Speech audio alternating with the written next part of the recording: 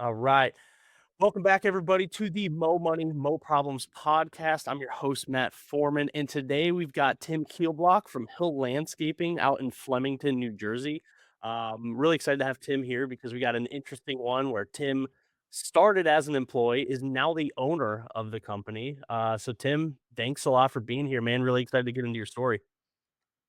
Yeah, no, thanks for having me. I appreciate it. Yeah, out here in I always say it's Central Jersey. There's a big Okay. argument out here. There is no Central Jersey. There's North and South, but we're I guess on the northern side of it, is in Flemington, is Hunterdon County. But yeah, no, I've owned this business now for like 4 years. Bought it from an old boss of mine, and it's going well. We're continuing to grow. So Awesome, man. So, Hill Landscaping doing over $800,000 in annual revenue right now. Um, you started as an employee.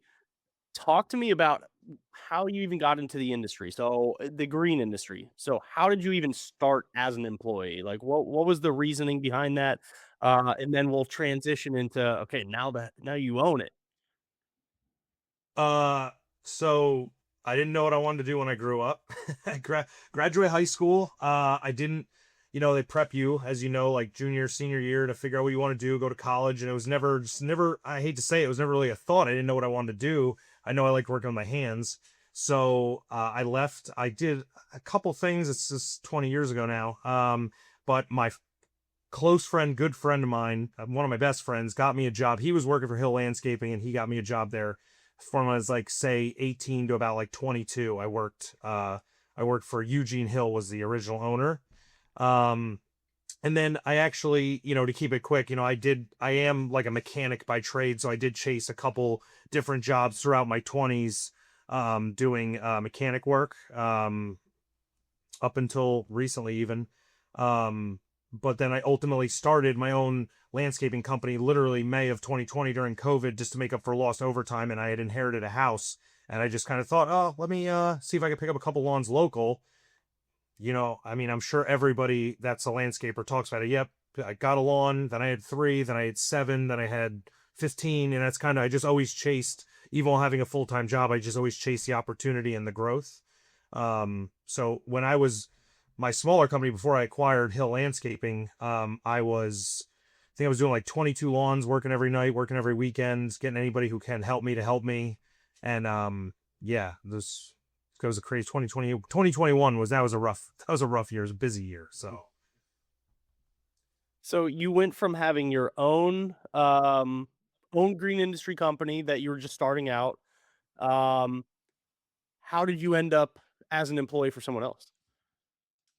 so um like I said, I worked for Hill. This was back in like I would say 2007, 8 until like 2010, and then I jumped around. And then I just always liked like mowing grass. I always cut grass on the side for people. And then I bought myself when I bought my own house, I bought a zero turn for myself, and that's kind of how I was able to break into the industry with a little trailer, a little homeowner zero turn, and just kind of grow from there. And it was just a way to make extra money. I worked up until recently at Rutgers University at the medical school. And that's kind of like that's where I started. I started the business in 2020. I was there up until 2 weeks ago. I actually decided to go all in and just start working for myself. So I was managing, and again, we could touch on this if you have any specific questions, but essentially, when I acquired Hill Landscaping in 2023, um, I just managed it from afar. Luckily, it was a pretty laid back environment. Rutgers is a great place to work. I was able to take phone calls as needed. I never abused it. And the guys I have working for me are always really solid. I put structure in place right away to make sure people were in charge and things were covered. And I had my rough days where, things weren't going our way, but that's how it goes. Yeah. So So walk me through that process because I'm really interested in how the acquisition process of a landscaping company goes. You obviously at this point already have a job, and now you're saying, okay, well now I'm also going to be an owner of this landscaping company. Walk me through that, like why and how it all kind of came to be. So it's actually kind of funny. I told you how my friend Charlie, my best friend at the time, got me a job when I was out of high school with Hill Landscaping. He was my first employee that I hired to work for my small company that I had. So full circle, I started, it was my initials, TKJ Lawn Care. And to touch on that, we're a DBA, so we're doing business as Hill Landscaping. Just because it was such an established name, and pretty much kept everything the same that was within the business because it was working. Um, so yeah, so full-time job. The owner calls me. It's like right after 4th of July in like 2022, and he says, "Hey, I know we had lunch and you wanted to buy some of my stuff. Would you like to just buy the whole thing?" And I said, "Well, I don't have that kind of money laying around.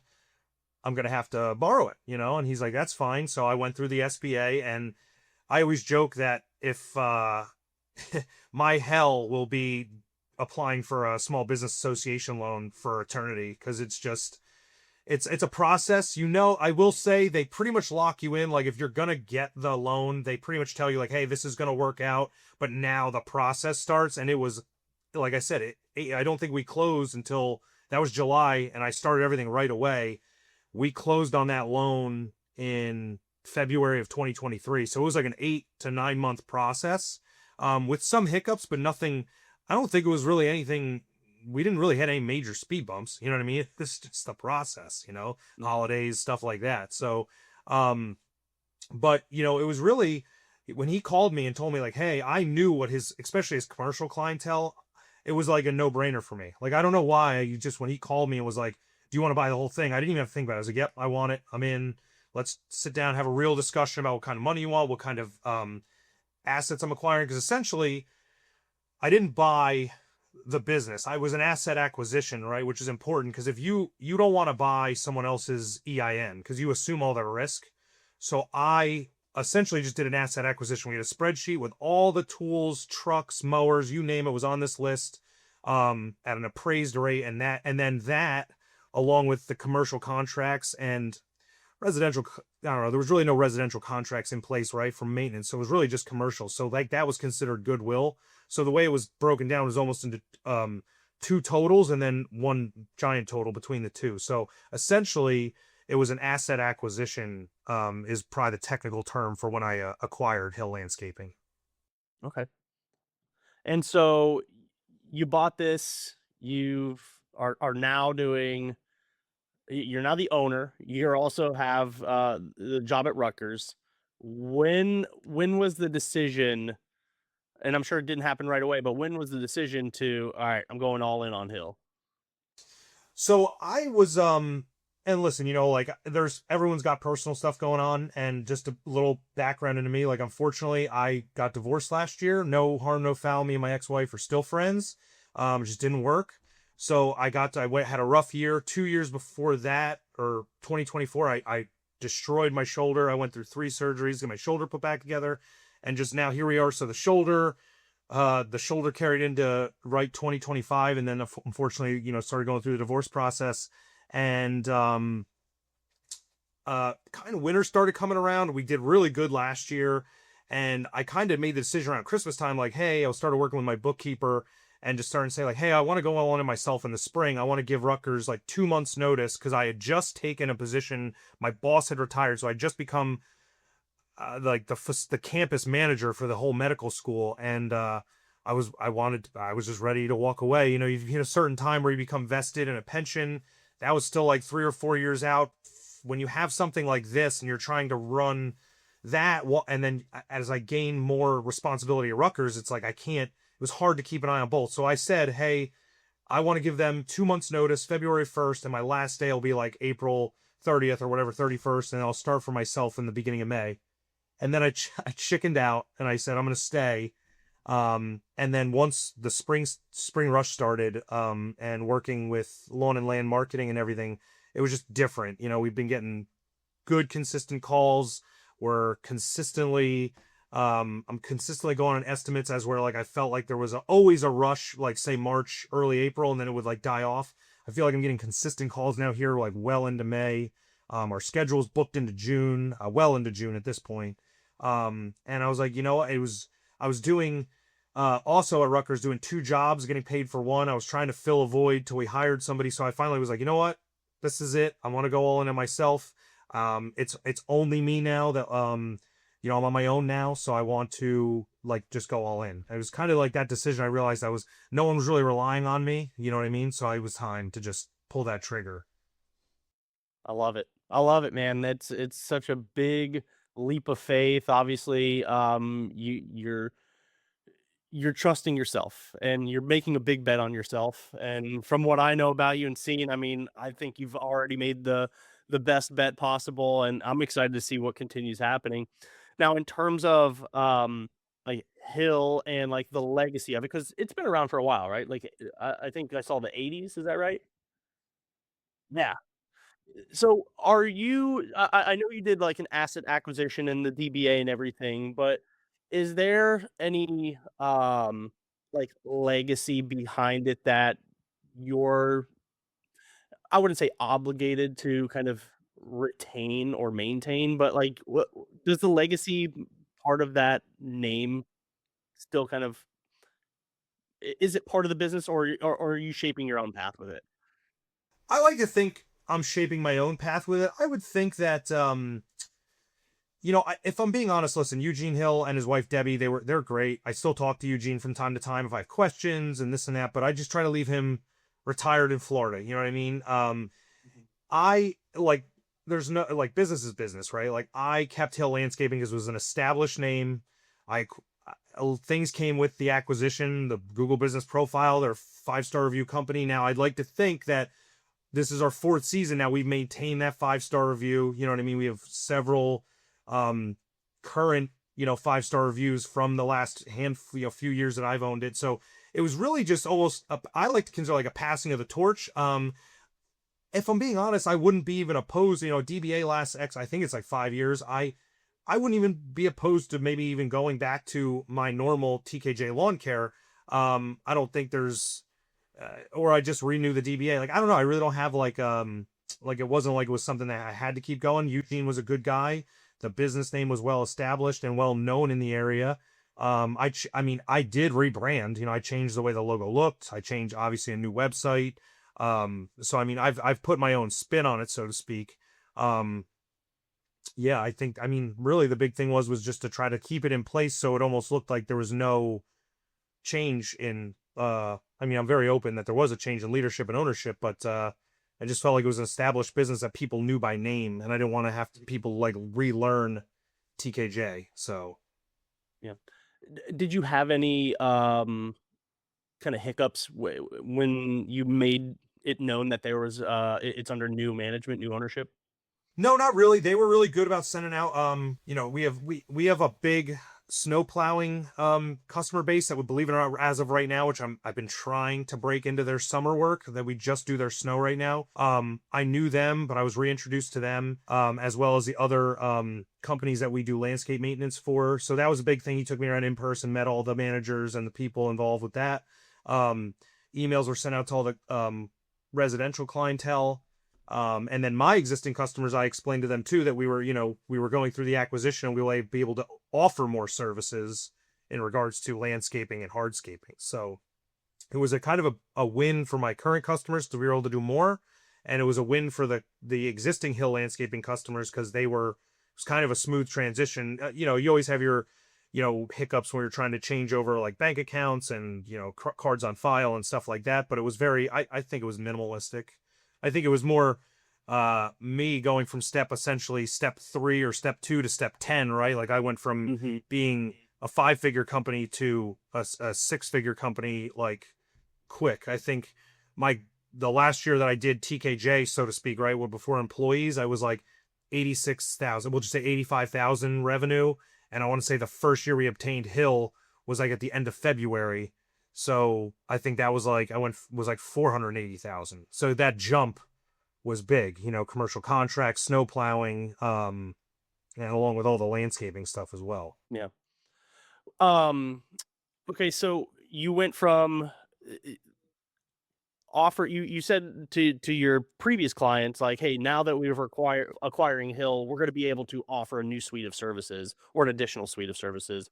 What was that kind of transition look like for you? I mean, because you're now going to be offering services that you probably never have before. Like, was that a hard thing to learn? Was it stuff that you already knew and you maybe just didn't have the capacity to do? Like, what did that look like? Because now you're, I mean, it's still you running a landscaping business, but now all of a sudden you're letting everybody know, like, hey, we do a lot more. Like, what did that look like? So what that looked like, I guess, once I officially took over and kind of figured out, like, it was end of February and it was after a winter, because even though like my ownership didn't take place until February 28th of 2023, Eugene was gone October of Hmm. 2022. So he was just playing the middleman between me and, like, essentially at that point in time the snow contract. So I still made all the snow money, but we were very fortunate. Well, I mean, I don't want to say that for the guys that really rely on snow, but we got no snow that year. I mean, I don't even think we got an inch, believe it or not. And we we were able to jump right into landscaping like first week of March. It got, mild quick. And we just hit the ground running. Like, I signed the papers the next day, boom, it's me again, taking over. We're running. Um, Truthfully, again, I mentioned at the beginning of the podcast with structure. I have a lead foreman. His name's Spencer. He's been landscaping. He was with Hill like 25 years, and then my other employee Bill was with Hill, so like 30 years at this point or plus. So these guys that now work for me, like, it's like getting the band back together. It's just different. So these guys taught me how to landscape 20 years ago, with what tasks that I did, and now we all work together again, and as me as the owner. So um it's kind of funny how it kind of things go full circle. But no, as far as it goes, is like I made it very clear to, like, Spencer, you're going to kind of be like the guy, keeping essentially an eye on everything, running the show day to day, and then being the landscape foreman. Spencer's very good with hardscaping, very good with plant knowledge. So, and I made it very clear to the customers that that was going to be like his thing. And then I'm not, very open to them talking to him as well. Like, there's no fear on my end that he's going to, in any way sabotage the company or even go off on his own thing. I know these guys very well, so I mean, I could see some guys having some concerns there, but again, I put structure in place to make sure people knew what their job was and what they were doing, and so far so good. I mean, it's working out great. Awesome. So, in terms of services that you guys are offering, because we're doing maintenance work, we're doing design installs, right? Right. What is your kind of balance and allocation of, let's say, annual revenue of maintenance, like recurring work versus one-time work? Uh, that's tough. I mean, I would say, and again, I'm just gonna be like rough numbers. I would definitely say that the lawn mowing, like, maintenance work, even with the contracts, that kind of like pays our bills and overhead. Most months. You have your slower months. When it gets hot here in New Jersey, July, August, just because it gets dry. Uh, Off the top of my head, I really don't know. I think it's definitely, like, I would say 75%, 25%. The landscaping is where we make, like, our profit, so to speak. Like, that's where we got our big jumps for cash flow, and then the maintenance kind of keeps the lights on, I guess is a good way to put it. That helps pay all the overhead. So, um, So you would say like the foundationals, again, just kind of paying the bills, good recurring work, and then like the real meat on the bone are the design builds, right? 100%, yeah. Like, when I will say though, so some I did, and you're familiar with my transition with this, is something I did with residentials too. Is I structured like maintenance contracts with my residentials. I didn't push it. I pushed it. A lot of people didn't go for it, but 12 or 15 people did go for it. And essentially what it is it's an 8-month period from April 1st through November. It's a set price every month, but it includes spring cleanup, mulch, all the mowing, um, mid season pruning, and then fall a major fall cleanup. And then the guys will also make it a point to, like, before they leave, pick any weeds. If they have to, once the fall season comes, they might not do a major fall cleanup, but they'll make sure all the leaves are, like, blown away from the house and at least mulched up in the yard, within reason, right? That's to be guys. But because that's a set price, it helps us forecast our cash flow a lot better. Like, we kind of know what we're going to get. So essentially, instead of having, like, I think I have 4 big commercial contracts, it gives us an additional, like, 12 or 13, whatever that number was, on top of that we know we're getting every month, that we bill automatically the last day of each month. So instead of, like, oh, we had a dry month, we only cut most of the lawns twice, it's like those 12 are kind of locked in to that set price. So far I'm getting really good feedback on it. People like it. Some people didn't like the idea of it at first. I think people look forward to getting a little break in the spring. I'm sorry, the midsummer when it gets real hot here. But Mhm. um, it's kind of like worry free. Like there is no question. Like Yeah. maybe we don't come when they expect us to come, like with the project work, like the spring cleanup. Like I told all my customers, like we're handling that in April. And you might get somebody in like April 15th, like, hey, when are you coming? And it's like, hey, I said, April, but that's just all communication, right? So I've learned that with good communication, you often have really good relationships with not just customers, everybody really, but Yeah. customers in this topic. So Yeah. How are you communicating with your customers right now? Like, is it you only? Is it anybody else on your team? How, like, is it your personal cell phone? Like, what's that look like? I tried. So they do communicate with me. It's either email or like even text message. I tried getting a different personal number, and then it was just annoying carrying around two phones. And I know there's like I guess a bunch of different options, but that was the route I went down. It was a waste. I've transitioned back to my original number, which is my business number, or the original business number, I should say. And then yeah, my clients know Bill and Spencer, as I said, and Charlie, because they've been around for so long, and some of the customers have been with Hill 10, 15, 20 plus years, so they just know the foremans, so to speak. So I don't mind at all that Spencer has. I don't give his number out. Like if someone's like, "Hey, I'd like to talk to Spencer," like I won't just give his number out. Um, unless he were to ask. But for the most part, customers come out and he'll walk them. Spencer will walk them through a job, or if there's something going on with a lawn and Bill's there, they'll come out and say something to Bill, and Bill will make a correction, or he'll let me know, and we'll go from there. So yeah, I mean, like I said, I always tried to put like a broken record with it, but I felt like structure, especially with not being involved in person or at least in town, right, day to day, it was so important to put systems and structure in place, including our apps that we use and all that. So like I said, so far minor hiccups here and there, but so far it's proving to be beneficial. Yeah. So, what are you noticing the big difference in kind of when you were building the other landscaping company versus this one? Like, are you noticing a lot of like legacy kind of word of mouth versus the other one? How does I'm very interested in your lead flow. Why is this one getting so much more than when you were kind of starting from scratch? I think this one, again, I like to think because Hill was such an established name, there's just like it's been seen that these trucks have been driving around. Like the one dump truck I have, I remember the day Eugene bought it brand new back in like 2009. You know what I mean? And it was only ever used for landscaping, never for the winter. So the miles are fairly low. It's an Isuzu like 14 or 12 yard dump truck. So diesel. So it's been very, knock on wood, it's been very dependable for us.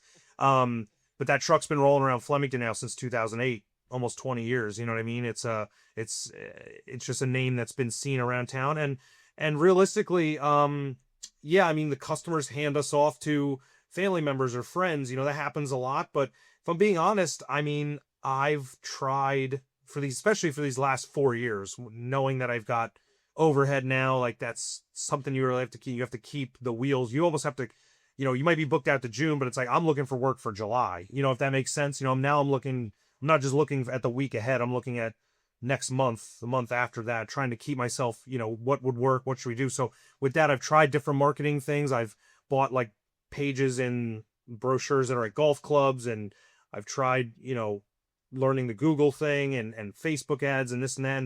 And I just feel like, we've had a lot of luck again working with Lawn and Land. Again, I see it from year to year. I know what it was like last spring, and I know what it's like this spring. And all I could say is that I know for a fact we're getting way more Google traction since working with an actual dedicated marketing team that knows how Google works, how to target. So When Eugene transitioned out of it, did he kind of give you any like, "Hey, this is how we acquire our customers?" Did any of that happen, or was it just like, "All right, Tim, here are the keys, you got it from here." I feel like there was a little of that and a little bit of. I was actually worried, and listen, I don't know if he's ever going to see this, but I love Eugene. I was a little concerned that I was going to have to start slapping his hands away. Like, okay, dude, like I gave you your money, Mm, like go. But if I'm being honest, I see an easy way to put this to not make myself sound like an idiot, but I kind of scoffed at some of the things he said, and I find myself 4 years later doing some of the things that he had recommended. Like if I'm being honest, when you get to this size, like it's hard to be competitive with mowing grass. Most people want the cheapest price possible, and I'm not chasing. I literally just can't chase those low numbers that maybe like solo guys or like 2-man crews could mow it at, right? And so there's like that's a good example. Like, hey, you'll learn like there's not a whole lot of money in mowing grass, but it is like a step.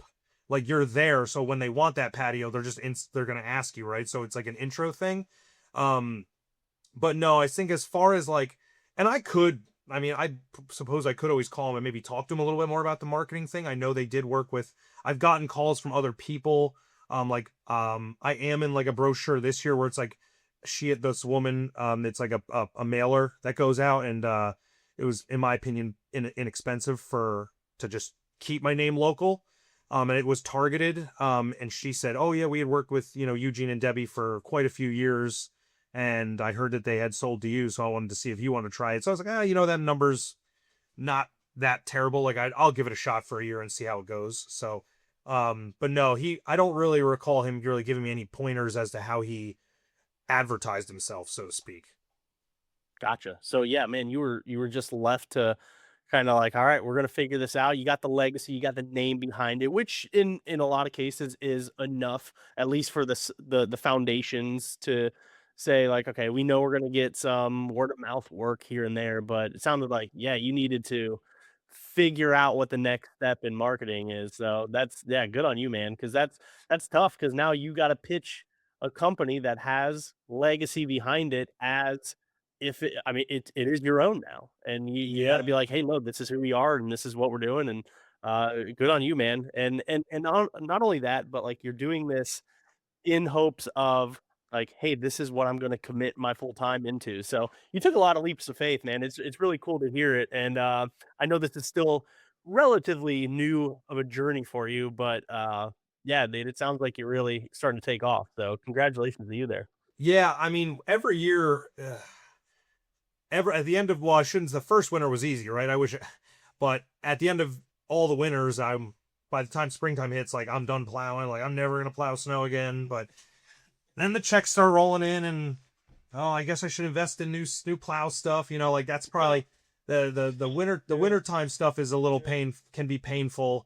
But and realistically, liability sucks. When it comes to the snow plowing thing. But yeah, I mean, there was a lot of things. I would say that was, you talked about hiccups. From an operational standpoint, snow is one of those things that I shouldn't say this directly about Eugene, but I feel like these last few years we kind of just we just wung snow. We'll just wing it. You know what I mean? Like, throw the plows and the spreaders in November, and if something needs to be fixed, we'll fix it, and then we'll just get to plowing snow and salting. And you really, when you get to, like, again, there's big companies out there, there's bigger companies than me, but I mean, when you get to a commercial point where we do like a really high end gym here in Flemington, and it's actually a bunch of properties tied together. It's the same owner. It's a shopping center, a daycare, a gym, and now an HOA, and they're all separate contracts, but it's all one owner. But the liability is huge. That's something like you don't really know about until you're in it. And it's nonstop, like 24/7. Snow doesn't care what day of the month or year it is. It's or if it's Christmas or if it's someone's birthday, like it's gonna snow. It's gonna snow. And then, like I said, things fail. So like that's something that I know I'm working on this year is to be. We talk snow every month now, even if it's July. Like we're gonna tear the spreaders down. We're gonna work on this. We're gonna work on that, just because this was a really rough winter for us up here in Jersey this last year, and we got caught with our pants down a couple times just because of failing equipment and stuff. That things break regardless. It can be brand new, it's going to break, but we had older stuff that just was struggling all winter. So Yeah, yeah, I know you guys did have a really bad bad winter. I mean, good in terms, I guess, for business, but what do you, what do you do to survive or at least kind of scrape by, like, if it is going to be a more mild winter in terms of, snow? so I'm just giving you an honest answer, Matt. I had a full-time job up until 2 weeks ago. I don't know what we're gonna do, but Okay. no, realistically, I would do any. You can do things in the wintertime. I've seen guys lay sod in the middle of winter. Like there's things you can do. I don't know if I'd be too keen. Like I would forecast the weather. Like if it's going to be, if it's on Monday and Tuesday, it's going to be like a mild, right? 45, 50 degrees. But on Wednesday, Thursday, Friday, it's going to be like sub-zero. Like, I don't know if I'd be too keen on putting a walkway or a patio in due to like freeze thaw. You know what I mean? But, um, you know, it's going to be, that's something that's going to be a learning curve for me because I've always had a full-time job to cover myself. I mean, like I said, like we have contracts in place, money comes in whether it snows or not. Some guys might know that, you can have all the net terms in place that you want. If you have a mild winter, I've learned that people are a little bit more relaxed on how quick they pay you. And I noticed the payments this year were a lot better because they knew how hard we had to work to keep their places clear and safe. So that's kind of probably an unspoken thing in the business. But it's definitely something we're gonna look into doing. Look into how we can stay busy throughout the winter months. Have you ever looked into or considered holiday lighting installations? Yes, we actually do a few houses. I actually started a separate LLC, like with my other friend, my best friend, his name's also Tim, like 3 years ago, but then kind of again, so now I'm running three things: Rutgers, landscaping, 100 and holiday lights, and it was cool, man. We kind of like we started in like mid-September and like immediately started advertising, started a Facebook page, just immediately started pushing, and we got good calls. We did a restaurant, we did this, we did that, but we were also pretty new to it. They don't just like, you don't just throw them up on the house and oh, we're done. Like it's a process, when you're making them and putting them all together. But I definitely could see myself getting more into that this year to keep, November, so to speak, as being a busier month instead of just trying to, because everything kind of slows down. And we actually stop like right around Thanksgiving. So, if you could do holiday lights through November to keep it busy and give you like another spike in revenue, I think that'd be good. Yeah, I mean, I know I see it across several of our clients' accounts where they've introduced holiday lighting to kind of fill that gap, and it's kind of wild how many people are willing to pay for holiday lights. And honestly, it's kind of, I don't want to say it's easy, but it is a great way to build a predictable income, because what you would want to also offer with that is obviously the installation, the removal, but then you can offer the storage as well. And then with that, you can say, well, hey, we already got all your stuff at a discount. Like, we're happy to install it again next year. And then they're not going to look at anyone else. You're locked in with them. And so that is a pretty good strategy. Obviously, you got to deal with the insurance and making sure the team knows what they're doing, sort of thing. But it could definitely keep crews busy. Yeah, I mean, one thing I learned quick is like I'm not doing ladders anymore if I don't have to. Like I'm gonna get a drift, The ladders, believe it or not, while they work, they're slow. You know what I mean? You only go so far, especially when you're doing new installs. And yeah, you're totally right. I mean, it's great because the first year I always tell people it's an investment. You sign all of this. We have to buy all the material to do this, right? And then next year, I think we averaged it out. I think we found that we could do. It's like a 20% discount because I mean, like if you look at depending on the house. Obviously, that number gets bigger depending. Like we did one house, it took us like 15 hours, all this massive house here in the area.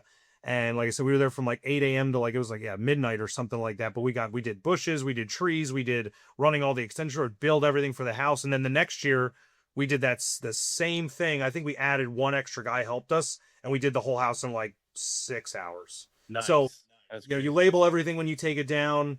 You know what I mean? We also learned, and if anybody listens that does holiday lights, our second year, so the second year we were doing it, we threw everything up and then plugged it in, and it's like, wow, there's like 15 lights that don't work. Now we got to climb all over this house to replace lights. So little tricks of the trade that it's actually quicker to just, hey, let's plug them in and check them all before we put them up on the house. So, but holiday lights is cool. Yeah, and you'd think that it's just something you do, but I guess we didn't really think to do that. But and you do have to also, something we're being transparent with customers, because this will be our fourth year doing it. If we do just like the 4 or 5 houses that me and my buddy do, it's kind of time to replace the lights already. So you might like kind of lock in, because I mean the they sit out in the sun, they get rain, snow, whatever. We noticed the sockets are starting to get rusty. The bulbs are, get rusty. Some gutters, some I'm sorry, light mounts are straight up and down, so the any moisture will just sit in the cup for the lights or the socket. Some are straight, which is a little bit better, but regardless, they just the weather and the sun beats them up, and we're just noticing that some of the plastic sockets are getting brittle. So you get to a point where after maybe 5 or 6-ish years, it might be, hey, we might have to revisit like a full replacement if this is something you think you want to keep doing year in and year out, because this stuff just doesn't last forever. I mean, another great opportunity, and also, I mean, like, job security with it too. Like, Well, 'cause and the you thing, you say, like, people, like, will they still want this? Oh, they want it. Like, more and more people, and then it's one of those things that compounds. Like, everybody sees the neighbor with the amazing house. It's like, all right, what did you do? Who'd you use? That sort of thing. and to your point too with the landscaping, like we just did a big like full landscape removal and then clean up, simplify Riverstone. Like it was like 3 days we were there, and it's a beautiful house. And I joked, me and the husband had become friendly, and I said, hey man, like you have a really cool house with these three peaks. Like we can do Christmas lights for you. And his wife was like, we're in. And he's like Yes. kind of looked at her, and she's like, no, we're in. And it was like, okay. So so sometimes, like I said, people, they look at it, and again too, it's just how you communicate it, you know what I mean? And once ideally September, October, when you want to book those kind of jobs for say November, um, who knows what'll actually transpire out of it, but it's definitely something that people are interested in, for sure, because it is really nice when it's a very satisfying thing when you do all that work with the holiday lights, and it's done. The houses do look great. Okay, so we're in the thick of spring right now. What kind of jobs are we getting calls for? Uh, Everything. I mean, spring cleanup and mulch has been big. I've gotten a bunch of hardscaping calls too. They've been actually recurring customers, like repeat customers from.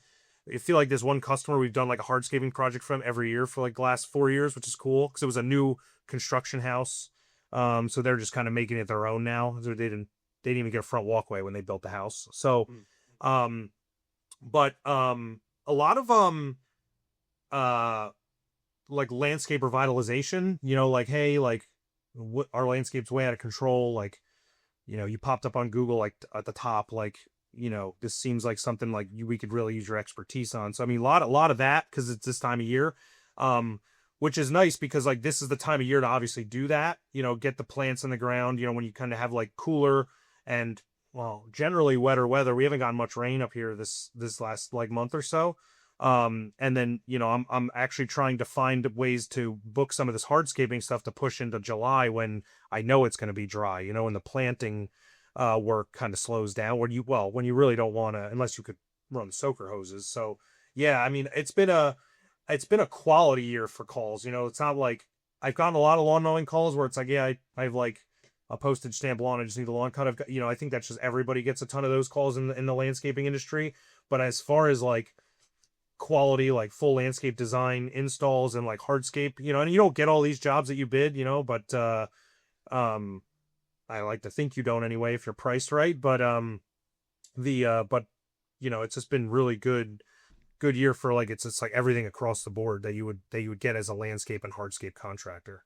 So I want to ask you about typically the hardest questions to answer in this industry. Um, it's going to be around employment. So, first off, how has staffing been? How's retention been? Have you cracked the code? Like, what are you doing there? I like to think so. First of all, again, when I acquired my company, the two guys, Spencer and Bill, they came over with it and they stayed. Charlie was with me, right? He stayed. So that's since 2021. Charlie's been with me, and since 2020, really since the middle of 2022, like everyone knew that I was acquiring the company. So everyone, so I've kept everybody. I've lost like 2 employees, and they were like new guys that just came in on the season. I was looking for somebody. I hired a guy named his name is Antonio. I hired him. This is third season with us. Yeah, and so he's stayed. And Shane is a young kid. He's like 22. I don't know how long he's gonna stay. I know he likes what he does. He likes working for me. He likes working with the guys. But this is his second year, I think, or third year. I don't know. I like to think I just pay everybody pretty well, considering nobody makes less than like 20 bucks an hour, even if they're mowing grass, like everybody makes a Great. pretty good wage. I know that's still tough in this economy, but at the end of the day, like it's still like it's tough, man. Like there's only so much you could do when you're trying to be competitive with pricing for, it's as most guys probably have learned when you go payroll becomes like your biggest cost in your overhead. So you try to be competitive, but you also want to take care of your guys enough to where they're happy with what they make. And I think it's workload too. Like I try not to work the guys Saturdays. If I'm being honest, I try to give them a weekend. I think they really appreciate that. I try to give them between 8 and 10 hour days. Also, I didn't build my company around volume either. Like we don't do 100 to 150, 200 lawns. I think we have, I think we have like 26 lawns that we mow, and that's, half of them are the full service, and then the other half are mow only. And I don't even know if I'm going to keep the mow only lawns next year. I like the construction landscaping side of it and the commercial maintenance. If I can continue to grow my commercial maintenance, I don't know how much residential maintenance I'm going to keep. And then I know there's guys that have, like I said, they have 300 lawns and they make good money, but it's all through volume. You get a dry July. I don't know what your income looks like, So, Mhm. but I like to think that I give them a good pay and good workload. It's like a mix, and I think the guys are happy with that. Gotcha. So if you were to have to go and hire somebody new, let's say you have to staff an entire new crew, like where are we starting? Probably with leadership. Because what I'd probably do is I'd probably try to find a way to bump one of my existing guys up some way, shape, or form, and then bring someone else in to do, like realistically, like depending on the it's kind of like you can kind of go in different directions on what kind of crew you're hiring. But say I wanted to hire more landscaping techs to do more of landscape construction work, I'd make Spencer more of a overseer. Like he would be more of like a drive around and check on the two landscaping crews, and if he had to put time in helping them work, and okay, great, I'm gonna go check the other crew, and then I would do a little bit of the same, or I would do more of the back end side of things, because I'm learning that again, going back to COVID, it's driven a lot of people to work from home, and they can do estimates at 12 o'clock or 10 o'clock in the morning, and people aren't, a lot of people work from home now. So that's probably how I would structure it. I'd probably try to say, just for an example, bump one of my guys up into more of an even higher leadership role, and then I'd bring them in, bring someone in to fill that role, and then someone to be the helper or something along those lines. Gotcha. Okay, so obviously the company's growing. We have great goals and aspirations to continue growing.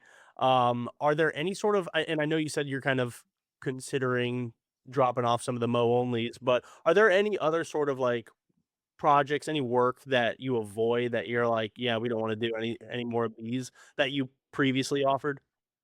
Um, not not really. I just think there's been projects that we took on that maybe we weren't tooled for, right? That needs a little bit of investment. Like Mm.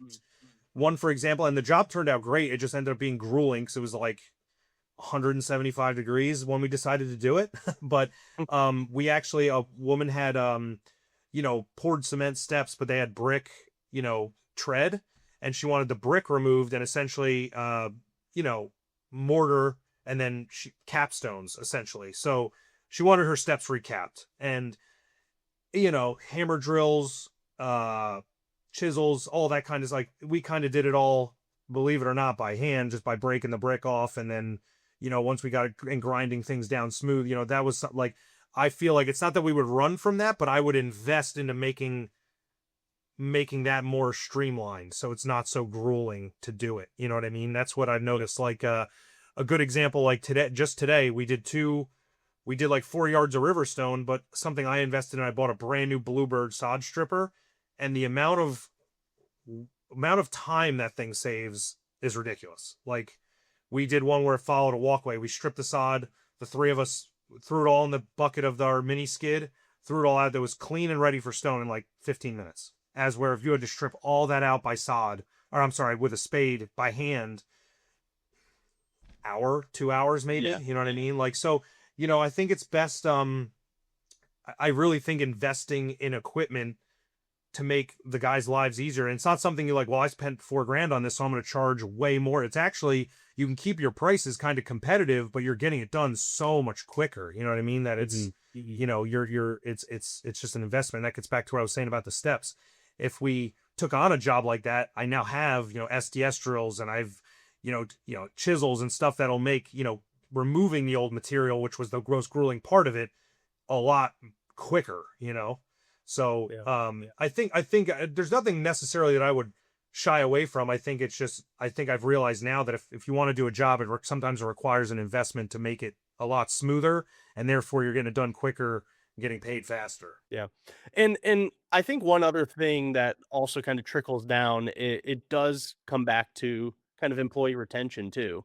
I can imagine an employee is probably much more thrilled to be using a machine that's going to be make things less grueling for them, be done a lot faster with a lot more accuracy versus doing it with a spade, you know? So Absolutely, and I think investing yeah, and I think obviously that goes. Sorry, I was cutting you off, man. I'm sorry. Go ahead. Oh, no, it's just like the time saved is great, and obviously, investing in the business for new machines and, like, things that, like, sure, might break down, but the the idea that, like, somebody's gonna come in and know that, hey, you're investing not just in the business, but in the tools that your team gets to use, that's just gonna be ideal for client or not even client, sorry, employee retention. And I think that goes back to the workload, right? Like, it's not like my I was we were just like I said, we were running that sod cutter today, and I asked my guy Antonio, I was like, oh, the other guys you work for, like did he buy stuff like this to just out of curiosity, like just trying to see how someone else, I guess he worked for a bigger company out like a few towns away, and he's like, oh no, and he pointed at the patio, or I'm sorry, the walkway, and what would take us, it would probably take us like a day and a half to do that, like with pavers. He's like, oh, this would take us like 3 weeks because he'd make us shovel it out and not. I was like, oh, Oh I my bought a fifth. I bought a mini excavator last year. You know what I mean? Before that, because we had X amount of projects. I was like, even using the Dingo, the mini skid, it's a great machine for stuff like it's guys. You guys probably all know what those are. You know what I mean? We have all the different attachments, but even still, like digging out a patio isn't like ideal. You could do it, but it's still not easy. So I bought a mini excavator last year. Again, time saved. You know what I mean? Like huge time saved. It's and again, I could have bought a backhoe for my tractor, but still not as versatile. You know what I mean? Like not you're better off just really looking at the work you want to do and the work you even if the work you have lined up and it's like, this investment makes sense. You know what I mean? And realistically, obviously I didn't it's all, like I took a loan out on that machine to buy it. But those 4 jobs, obviously you have to keep the lights on, but technically the 4 jobs that we did last year that ultimately was like, oh, I want to get this mini excavator, paid for the machine. If you look at the gross revenue, it was like, oh, it kind of paid for the machine already, just being able to have it. So, yeah. and that's the way I see it. It's tough making the decisions to take on because again, things cost a lot of money at this day and age. But if you got to be willing to invest back into it and look at what the return's going to be. It's not like you're buying it and it's like, look at sod again. Look at the sod strip as a perfect example. Didn't take you 2 hours to strip sod or 15 minutes. I mean, you know what I mean. So that's how I kind of look at it. Well, it sounds like you're doing you're injecting the new life into a legacy company. You're obviously investing in it. The tools that you're getting, the way that you're going to be running this business is like the new way to do it. It seems like growth is inevitable. What do we envision Hill Landscaping being in that 3 to 5 year span?